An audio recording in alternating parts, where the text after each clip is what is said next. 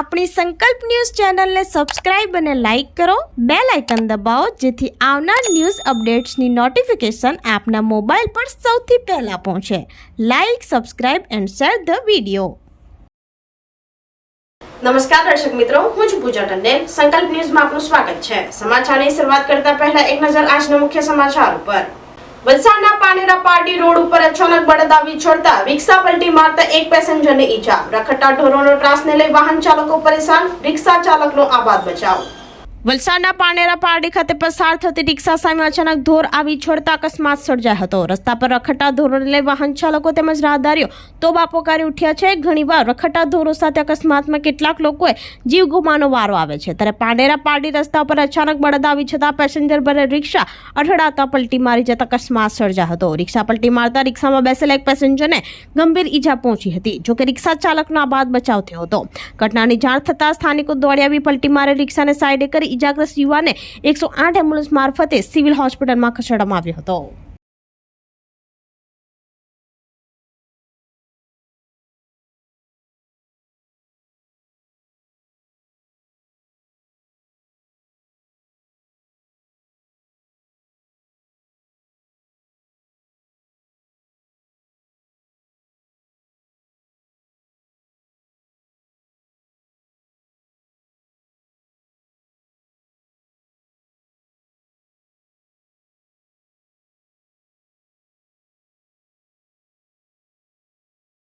ધરમપુરમાં school games federation of India દ્વારા કબડ્ડી, ખોખો, એથ્લેટિક્સની ત્રિદિવસીય સ્પર્ધા યોજાઈ.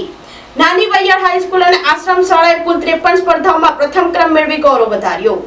ધરમપુર તાલુકાની school games federation of India SGFI દ્વારા શાળાકીય રમતોત્સવ કબડ્ડી, ખોખો, એથ્લેટિક્સની ત્રિદિવસીય સ્પર્ધા વોક ટુગેધર શ્રી ઉમેદભાઈ દોશી સાર્વજનિક માધ્યમિક અને ઉચ્ચતર માધ્યમિક શાળા નાની વૈયાડ ખાતે યોજાઈ હતી, જેમાં દક્ષિણ ગુજરાત પછાત વર્ગ સેવા મંડળ સુરત સંચાલિત વોક ટુગેધર નાની વૈયાડ હાઈસ્કૂલમાં 41 સ્પર્ધાઓમાં પ્રથમ ક્રમ અને આશ્રમ શાળા નાની વૈયાડે 12 સ્પર્ધાઓમાં પ્રથમ ક્રમ પ્રાપ્ત કરી કુલ 53 સ્પર્ધાઓમાં પ્રથમ ક્રમ મેળવી ગુજરાત પછાત વર્ગ સેવા મંડળ હાઈસ્કૂલ અને આશ્રમ અને નાની વૈયાડ ગામનું ગૌરવ વધાર્યું હતું. આ રમતોમાં દોડ, ઘોડા ફેંક, વાંસ કૂદ, ક્રોસ કન્ટ્રી, ચક્ર ફેંક, ઊંચી કૂદ, જલદ ચાલ સહિતની રમતોનો સમાવેશ થાય છે. આમ દક્ષિણ ગુજરાત પછાત વર્ગ સેવા મંડળ સુરત સંચાલિત વોક ટુગેધર હાઈસ્કૂલ નાની વૈયાડ અને આશ્રમ શાળા નાની વૈયાડે કુલ 53 સ્પર્ધાઓમાં પ્રથમ ક્રમ, કુલ 50 સ્પર્ધાઓમાં દ્વિતીય ક્રમ અને કુલ 50 સ્પર્ધાઓમાં તૃતીય ક્રમ મેળવેલ છે, જે બદલ શાળાના પ્રિન્સિપાલ શૈલેષ કુમાર પટેલ, મંડળના પ્રમુખ સુધાબેન, વાલી મંડળ સહિતનાઓએ અભિનંદન પાઠવ્યા હતા.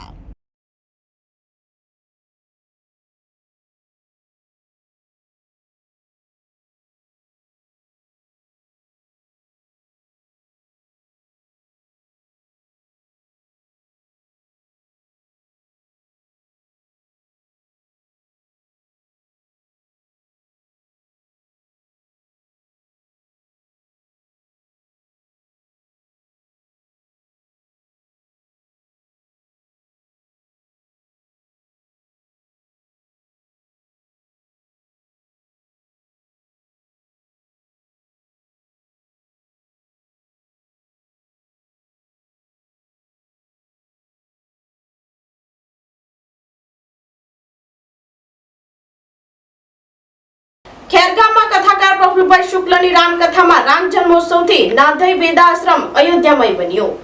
ખેરગામ તાલુકાના નાધઈ વેદાશ્રમમાં ચાલી રહેલ કથાકાર પ્રફુલભાઈ શુક્લની 871મી રામકથામાં રામ જન્મોત્સવ ભારે ઉત્સાહ અને ધામધૂમથી ઉજવવામાં આવ્યો હતો. અવધ મેં આનંદ ભયો, જય રઘુવીર રામ કીના નાદથી વાતાવરણ ગુંજી ઉઠ્યું હતું. નવીનભાઈ બરોડાવાળાના હસ્તે રામલલ્લાનું પારણું ઝુલાવાયું હતું. આંતરરાષ્ટ્રીય જ્યોતિષી માર્કસિત રાજ્યગુરુ અને ખેરગામ બ્રહ્મ સમાજના પ્રમુખ અંકુર શુક્લએ મંત્રોચ્ચાર કર્યા હતા. આદિવાસી કથાકાર રઘુવીર રામાયણની એક પ્રાસંગિક ઉદ્બોધન કર્યું હતું. રેખાબેન બિપિનચંદ્ર પટેલ આતલિયાએ પોથી પૂજન કર્યું હતું. વેદાશ્રમના સંચાલક રતિલાલ પટેલ દ્વારા મહાપ્રસાદનું આયોજન કરવામાં આવ્યું હતું. અબીલ ગુલાલની છોડો વચ્ચે લોકોએ રામ જન્મોત્સવનો આનંદ માણ્યો હતો. પવિત્ર શ્રાવણ માસમાં ભાવિકો શ્રદ્ધા અને ભક્તિથી કથાનો લાભ લઈ રહ્યા છે.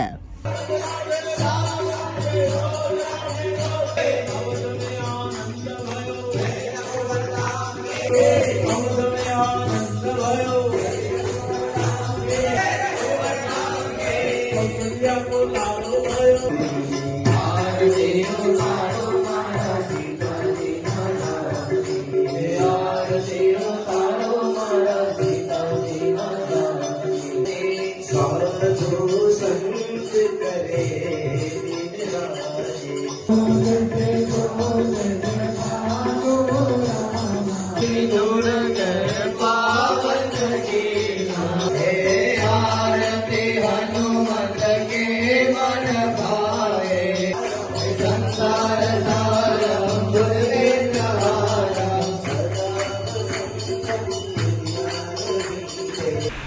બુધવારના દિવસે ગણપતિ દાદાની પૂજા કરી નિત્ય નિયમ પ્રમાણે ગણપતિ અથર્વશીર્ષનો પાઠ કર્યો.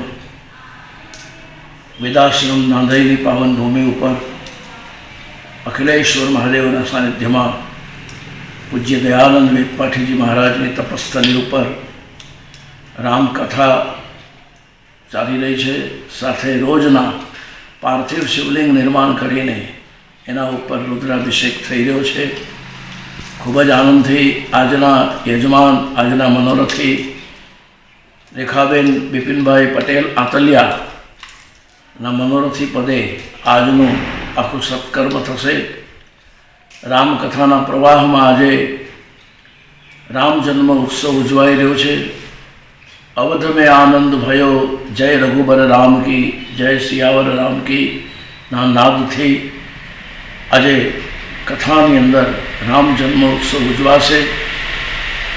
ખૂબ જ ભક્તિભાવપૂર્વક વેદાશ્રમની ભૂમિ ઉપર ભાવિકો ઉમટી રહ્યા છે.